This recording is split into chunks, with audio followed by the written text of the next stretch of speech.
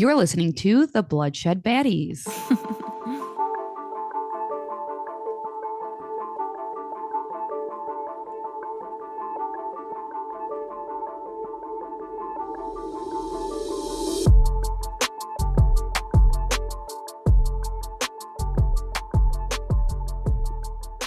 Hi, I'm Lex, And I'm Sam.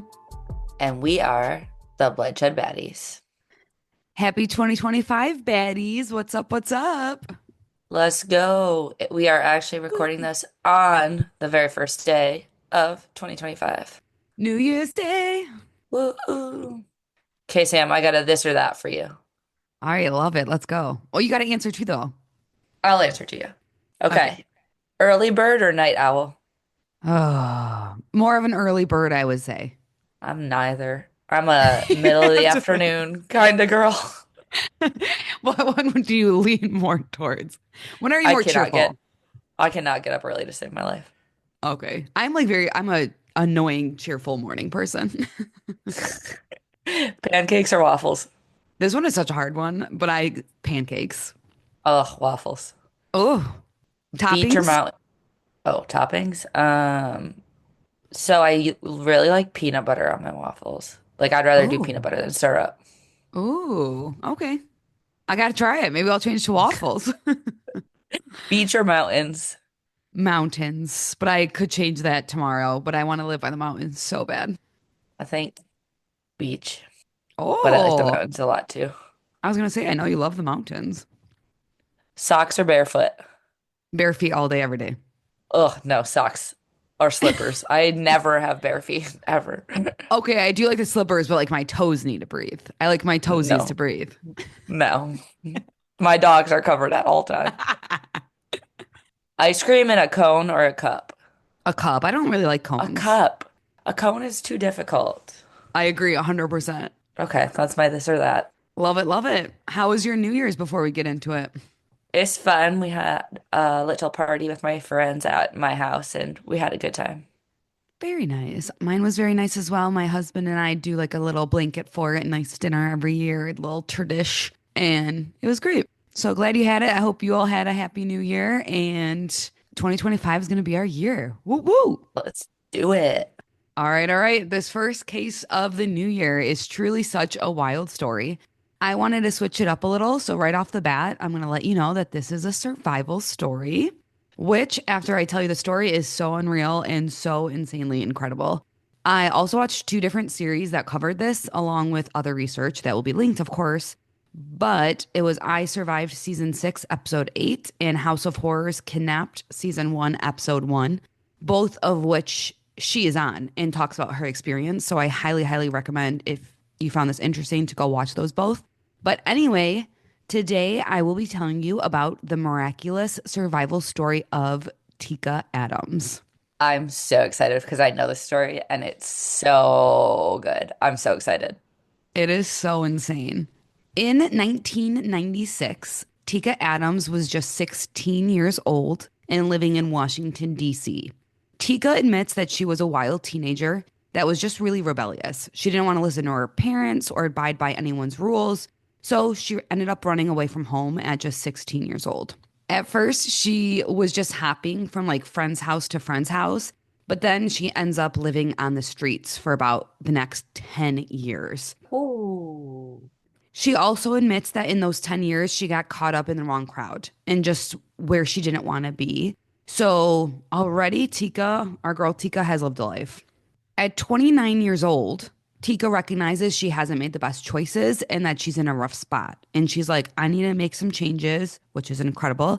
She really wants to turn her life around. So she moves into a homeless shelter in Washington, D.C., which again, good for her for recognizing that she isn't in the best spot and making the changes that she needs to make. Yeah, I feel like that's especially hard after you've done it for 10 years. Yeah, exactly. At the homeless shelter, Tika meets a man named PJ. And just like her, he's trying to get his life together as well. So they have a lot of similarities. PJ honestly seems like just a really great guy, and he is motivating Tika to go back to school, to get her education, and to all around just become a better person.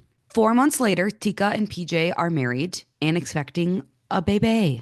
4 months after they meet? I believe so. It was quick, but we I love mean, PJ. we PJ's great. We love PJ. I w couldn't do that, but teach their own. I mean, me especially, we're slow moving gals, Lux. But they are both still living in the homeless shelter at this point. And on October 30th, 2009, your graduation year, Lux, Tika starts receiving phone calls from someone who says her name is Stephanie Mills. Spoiler alert, her name is not Stephanie. Her real name is Veronica Duramus, but Stephanie is how Tika will know her until basically the end of the story. But I'm going to call her by her real name because she stinks butts. Like a butt. Got it. She stinks like a butt. A smelly butt. She stinks butts. All right. Anyway, Veronica tells Tika that she's a caseworker that works with pregnant women in need and that she can help Tika get things for her baby. Tika said Stephanie, aka Veronica, sounded like a really nice lady. Veronica says that they have a warehouse with a bunch of baby clothes and car seats, and basically she can pick anything she wants from this warehouse. And this is like a weight off Tika's shoulders. She feels very excited. This is the help she needed, the blessing that she needed. That's so sad that that's not what this was. It's so messed up. It's definitely like taking advantage of somebody in a vulnerable position. PJ, though, Tika's husband, is suspicious and questions how this lady even got Tika's number. He's like, who is this lady? How'd she get your number? I was wondering the same thing. Yeah, and I don't think we ever know how she got the number, to be honest. But Tika is basically like, we need all of this stuff. This will help us so much. Don't worry. Like, she's in a position where she needs it, so she's not questioning it. Veronica is completely taking advantage of Tika, again, in this extremely vulnerable position. Over the next month, Tika and Veronica continue to talk over the phone. So Veronica is building this relationship with her. They're talking about how she's doing, her life, her family, how she's feeling without the pregnancy, all of that. And after about a month of talking, Veronica tells Tika that she is going to pick her up on December 2nd, 2009 at 6:30 a.m. outside of the homeless shelter where she lives to take Tika to that warehouse so she can pick up everything she needs. I feel like having to talk to somebody for a full month before getting stuff would make me like, why we keep talking and not doing anything? I don't know, like it just seems off. It does seem off. You are right about that. Like, why not just say, hey, we're going to go to this warehouse or whatever? But this is perfect timing because this is right around Tika's due date. The baby is expected to make its arrival around December 6th. So Tika is super pregnant at this point and really excited to get the things that she needs for her baby right in time. Oh, this is stressful. I'm like stressed this whole story.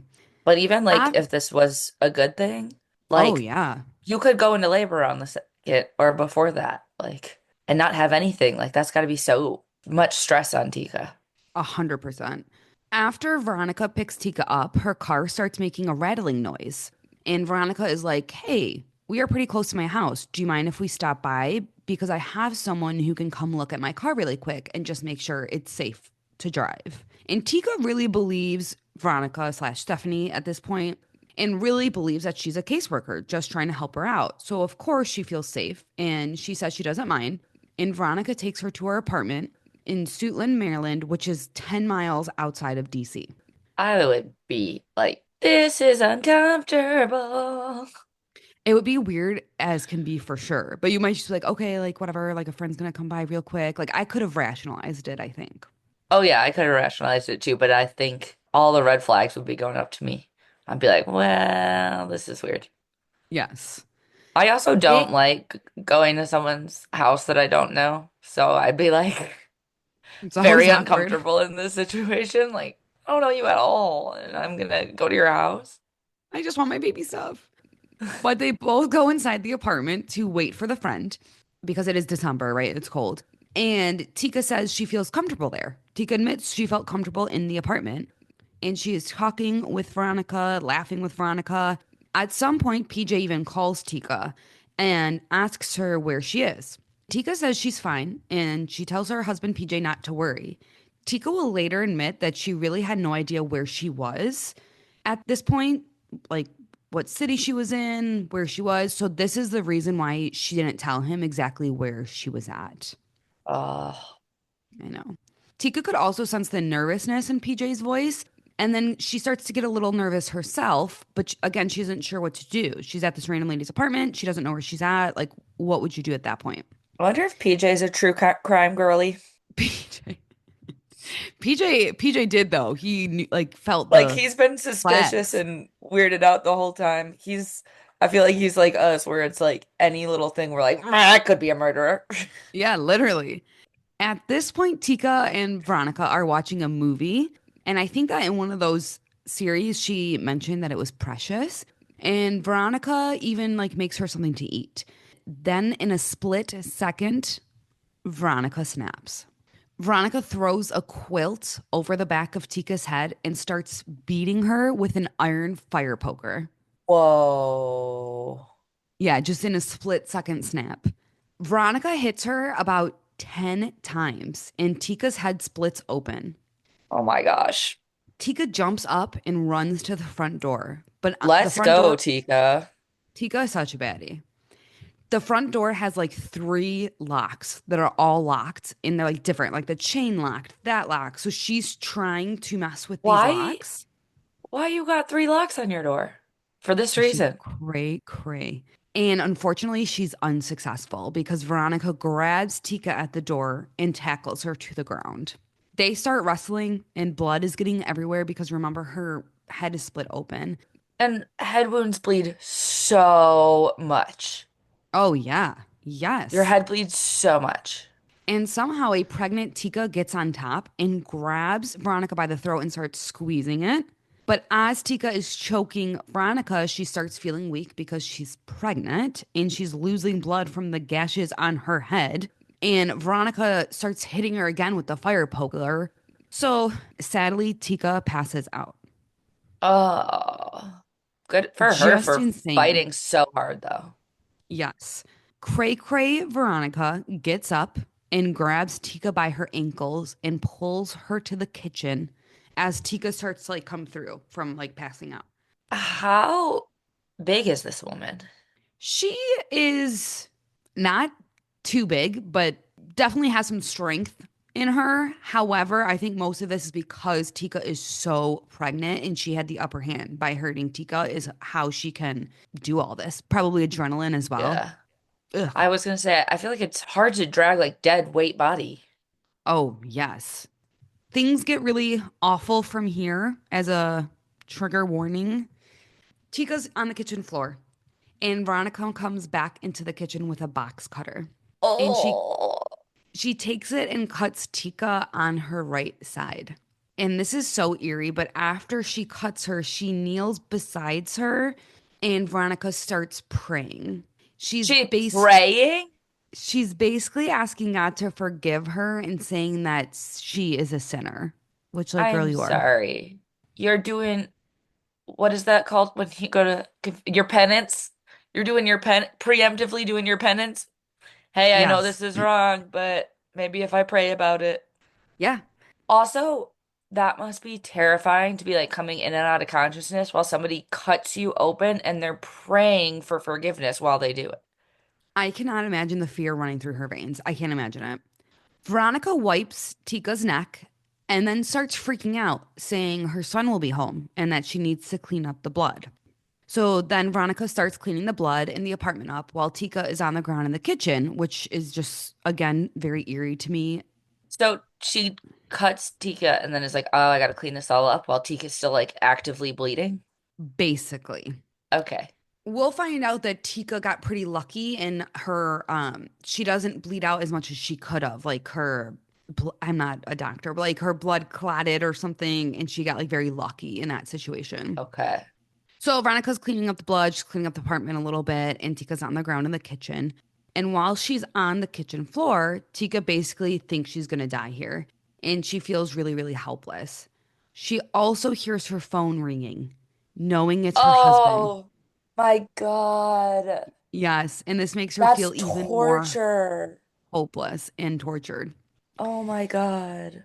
At some point, PJ, who has gotten no answer from Tika, starts calling around hospitals, worrying about her, but he can't find her at all, which again is terribly sad. I can't even imagine what's going through his head. Ugh. Veronica at some point asks her if she can get up.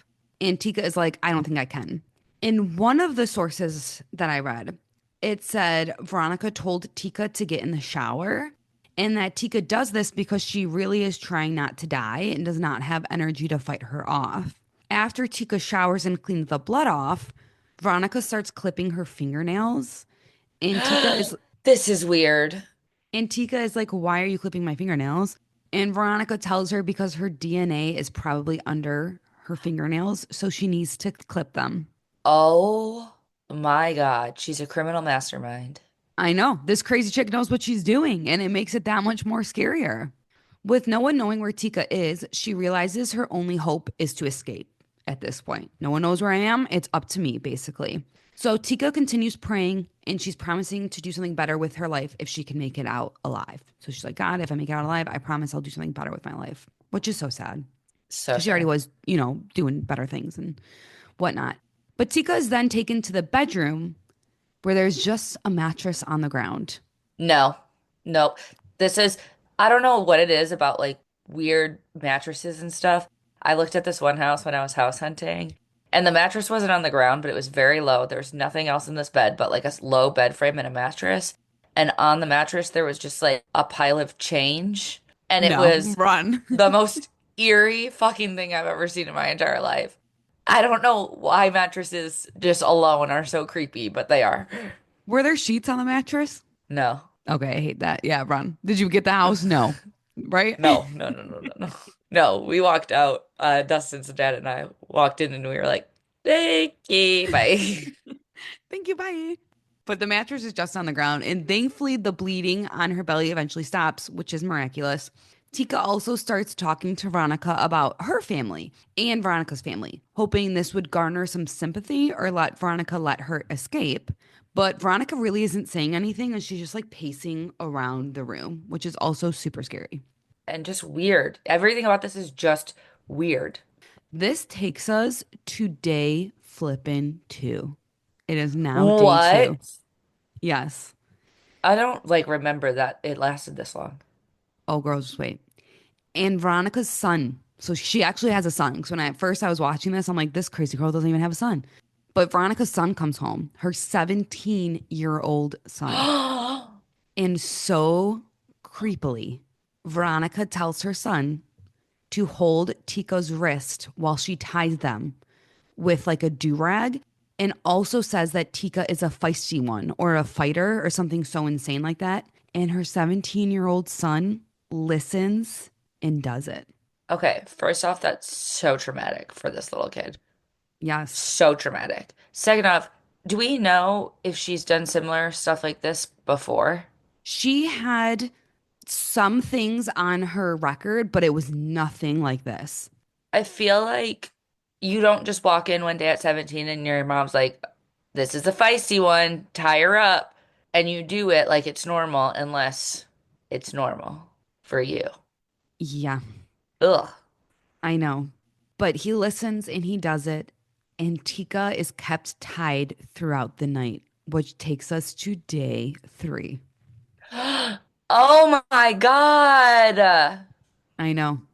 Veronica walks in the room with a bowl of ice, some towels, scissors, box cutters, and rags.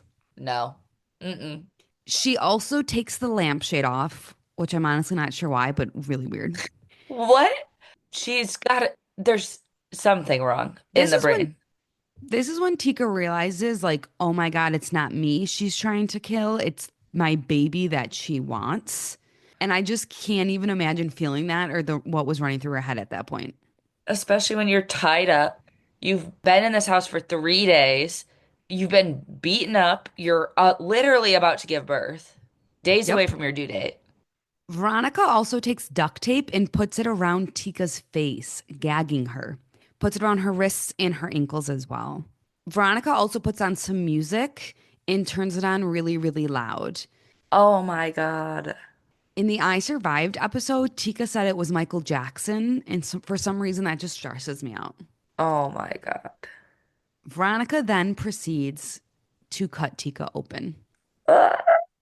Tika can feel everything. Oh my God. She says it was so painful that she really just wanted to die right there. She was like, please just, I want to die. I can't imagine. I can't imagine. No.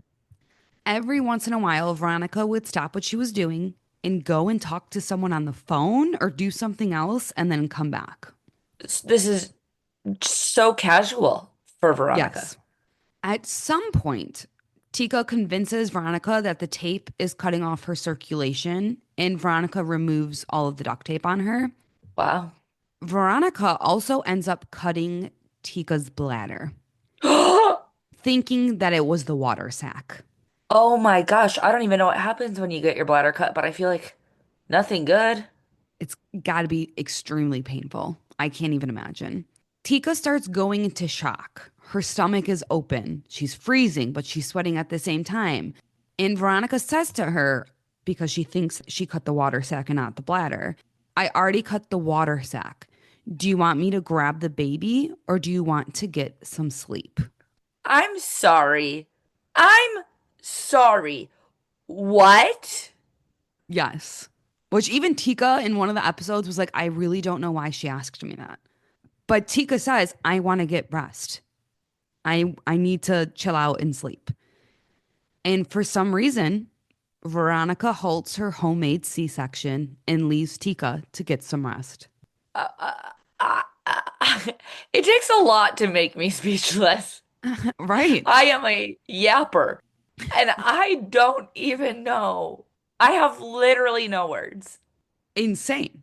Do you want me to get your baby out of you? Or you want to take a nap first? Yeah. Nap? Okay, okay. I'll be back. Yep. Uh, uh, It's just wild. Tika is literally laying there, her stomach exposed, and somehow she's able to get some sleep. Probably just so emotionally and physically exhausted from all that is happening. When Tika wakes up, it's daytime. We are at day 4. uh, Tika's stomach walls are cut open, but somehow and by some miracle, her womb is still intact and her unborn child is still alive, which is so insane and so wild. it's a literal miracle. Literally. Tika looks around and Veronica is laying in the fetal position in front of the door to the bedroom. No, no, no, no, no, no, no.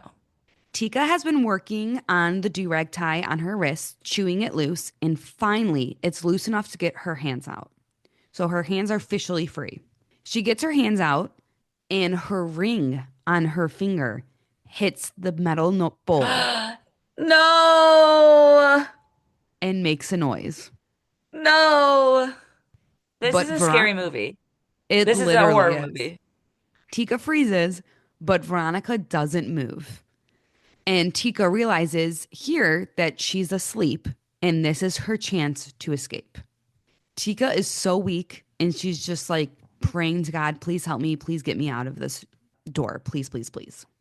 Tika somehow stands up and has to legit step over Veronica's body to get out since she's laying in front of the door. This As she is do- terrifying.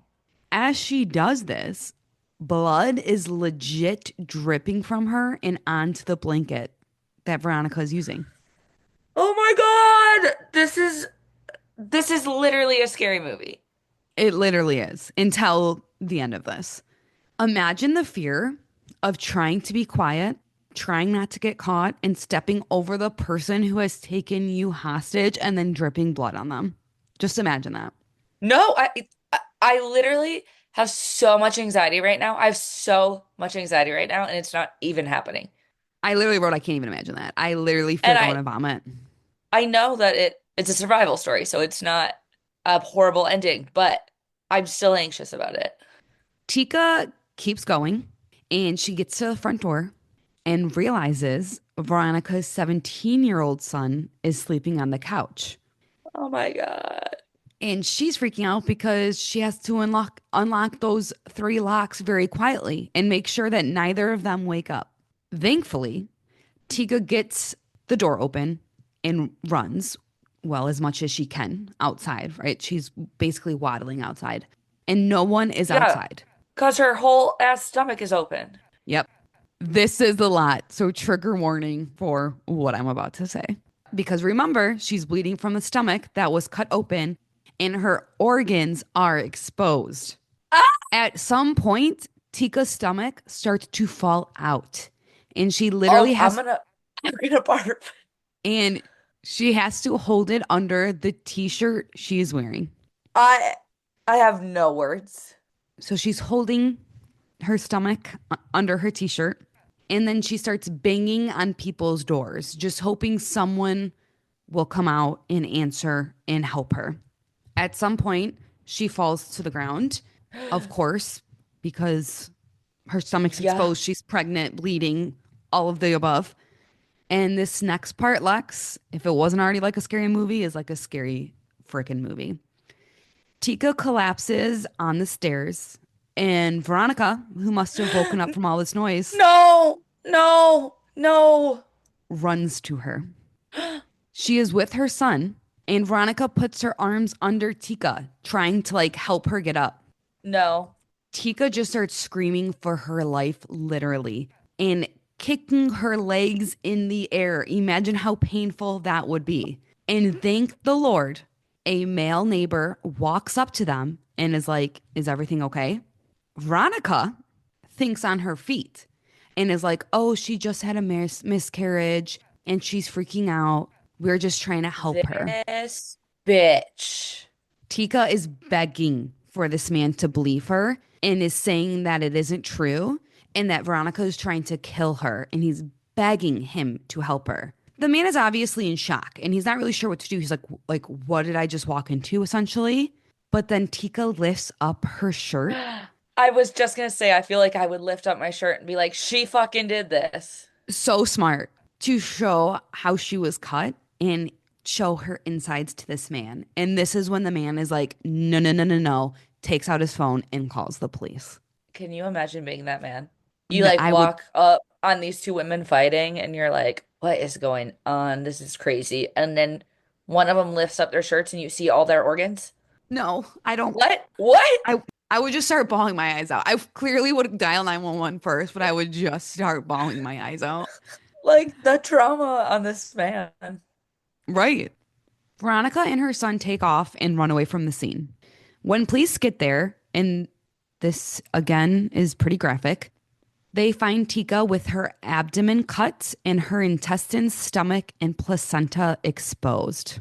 Oh, This is also pretty graphic, but Sergeant Charles, one of the officers on the scene, said, quote, "She was actually peeled. You wouldn't treat a dog like that. I've seen amputations, I've seen a decapitation in my career, but this was the most gruesome scene I have ever witnessed." oh my God. He said he still has nightmares since this incident, and that's how bad it all was.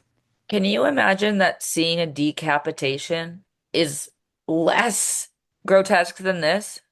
I literally have chills because I can't even imagine the horror. The horror of the person finding them, the horror of Tika experiencing this all, the horror of the police. I cannot. The police rush Tika to the hospital, and against all odds, Tika gives birth to a healthy 8-pound baby girl. That's unreal. They said that during the attack, the baby was just so high up that Veronica couldn't get to her. So maybe from the trauma or whatnot, the baby just went like all the way up, even though she was almost due. So it was like a miracle. Wow. That baby was like, you ain't not getting me out of here, you cray cray lady. Yes. Tika and PJ name her Miracle, which how perfect is that? Oh. And Baddie Tika says that it was the best day of her life. Oh my God. Literally tears. I love her. I love her. She's a cool, cool baddie girl. She's like, I'm nothing else obsessed. matters. I got my Yeah. baby. A couple days later, the police come in with a lineup, and Tika points Veronica out right away. And this is when she finds out her real name is Veronica and not Stephanie Mills, like she was led to believe. This is also when she finds out that Veronica was a troubled mother of four who had previously served time for forgery and identity fraud. So those were her past two instances with law. So she has four kids, you said? Four. Veronica had a boyfriend and she wanted him to believe she was pregnant. Her fran Oh, her family also thought she was pregnant and that she would give birth in a few weeks, which is why she took Tika and wanted her baby. I'm sorry. There's a lot of other ways around this. Um, if you're gonna fake a pregnancy that long, you could fake a death of the baby. Um, you could come clean. You could do like 8 million other choices before luring in a homeless woman from a shelter and trying to cut the baby out of her to raise as your own. Yep. Veronica ends up being arrested in Arlington, Virginia after she called the police and told them her location. Her son ends up not being arrested or charged because the police believe he didn't understand his mother's actions. Well, and also like I know he is 17 and there are some ways you can make your own choices at 17, but also like the pressure of this is my mom and I live with her and this is what she's telling me to do. I mean, that's hard to say, oh, my mom's hurting this woman and I should say no. And then what if my mom turns on me, you know? Exactly. In November 2010, nearly 1 year after the attack, Veronica pleaded guilty and was charged with first-degree assault and kidnapping. Truly, I have no idea why she wasn't charged with attempted first-degree murder. Because what was she going to do with Tika after delivering the baby? Let her Yeah, sew her go? back I don't up really think and so. put her on her way? No. While in court, Veronica alleged, and this is not true at all. This is her trying to save her booty. But she alleged that Tika had actually agreed to sell her baby Stop it right now. Stop it right now. for $5,000. And that's basically why she did it. Yeah, okay. She was like, I'll sell you my baby and you can cut me open in your fucking house. Again, lie, lie, lie, lie, lie. And Tika, baddie, love her. After hearing this, an understandably outraged Tika, being the baddie she is, lunges at Veronica in court. Yes, girl, do I'm literally here it. for it. She is stopped by the bailiff and her dad, who basically had to tackle her, and then she's escorted out of the courtroom. But like, girl, I love you for that. That's so impressive. Veronica is sentenced to 25 years in jail and would be eligible for parole in 12 years, which would have been 2022. And I tried for the life of me to find out if she got out or didn't get paroled, and I honestly couldn't find anything. So I'm just hoping that this means her crazy booty is still in jail. I'm sorry. We can just cut open a woman and try to thief the baby out of her and go sit in a jail cell for 12 years and then get back out to try to do it again? Apparently, but hopefully not. But in better news, after Tika's survival story reaches local news, there was an outpouring support from the community. She received baby supplies, cards, and other gifts while recovering in the hospital. Both Tika and Miracle moved in with her father in Washington after recovering.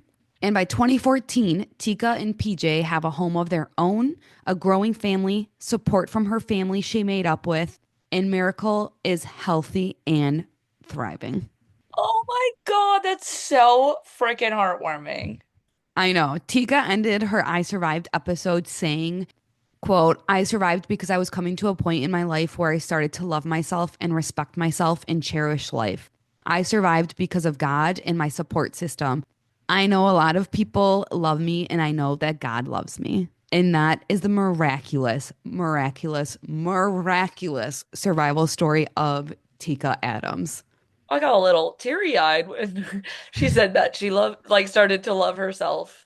It's a beautiful story. It's Yeah. an awful story, but Tika is so admirable and incredible of a human to be able to survive something so horrific and then say something like that, that like it was the best day of my life and I survived because I loved myself and was cherishing my life finally and not taking it for granted.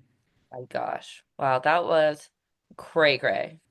Such a rough one, but it's a survival. So also like some light. So starting the new year off, Yeah. hopefully with some light for y'all, for the baddies. Yeah. And some warm hearts. My Yes. heart is And warm. Tika, if you ever listen to this, you are such a baddie and you're a friend for life. Love you. Yes.